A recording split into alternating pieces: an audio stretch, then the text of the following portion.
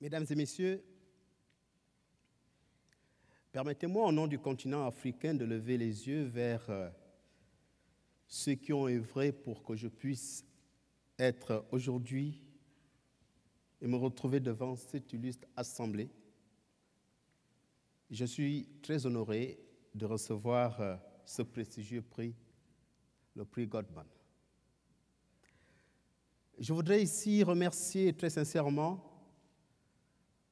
l'ambassadeur du Gabon aux États-Unis, M. Carlos Bongou, et tout le personnel de l'ambassade des États-Unis,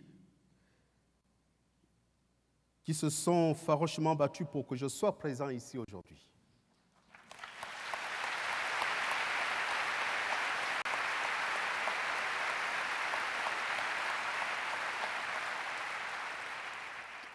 Je voudrais rendre un hommage à ma famille, ma femme, mes enfants, et aussi mon père et ma mère, qui n'ont ménagé aucun effort pour m'accompagner dans mon cheminement. Je me tourne ensuite du côté de notre partenaire traditionnel, la Rainforest Foundation UK, pour son appui matériel et financier. C'est à Giuseppe Vassallo, cet écologiste italien décédé accidentellement en 2000, et à Milan, à qui revient une part de ce prix. C'est lui qui nous a ouvert les yeux sur l'existence des merveilles de Livindo, les chutes Kongu, les plus belles chutes d'Afrique centrale.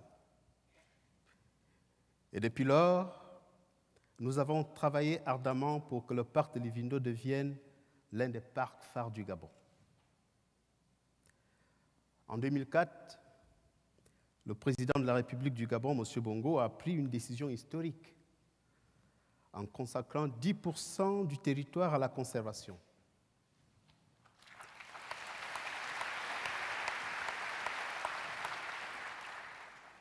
Cet engagement se doit d'être pérennisé par la société civile afin que cette décision politique soit suivie d'actions de conservation concrètes pour que les mêmes politiques ne soient pas tentées de succomber au charme des grands groupes industriels à l'assaut de l'Afrique pour ses matières premières.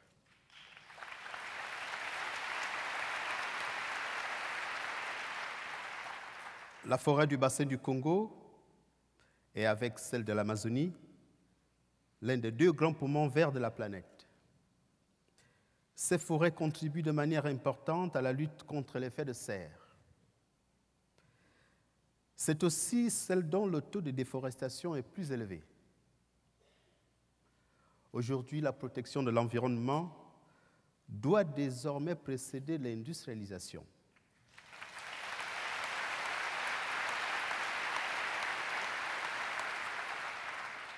Je terminerai mon propos par cette anecdote qui me revient. Vous voyez, je suis handicapé, je suis en fauteuil roulant et c'est à l'âge de 5 ans, alors que mon père me portait sur le dos pour me déposer à l'école du village. Mon grand-père l'interpelle en lui disant « Laisse l'enfant à la maison, il est handicapé, il ne réussira pas à l'école. » Et mon père de lui répondre « On n'abandonne jamais un poussin aussi longtemps qu'il respire. » Ce proverbe fin en ethnie de mon père constitue ma principale source d'inspiration. Et moi, je dirais, je n'abandonnerai jamais les chutes Kongu aussi longtemps qu'elles respirent. God bless Mr. Goldman family, and God bless Africa.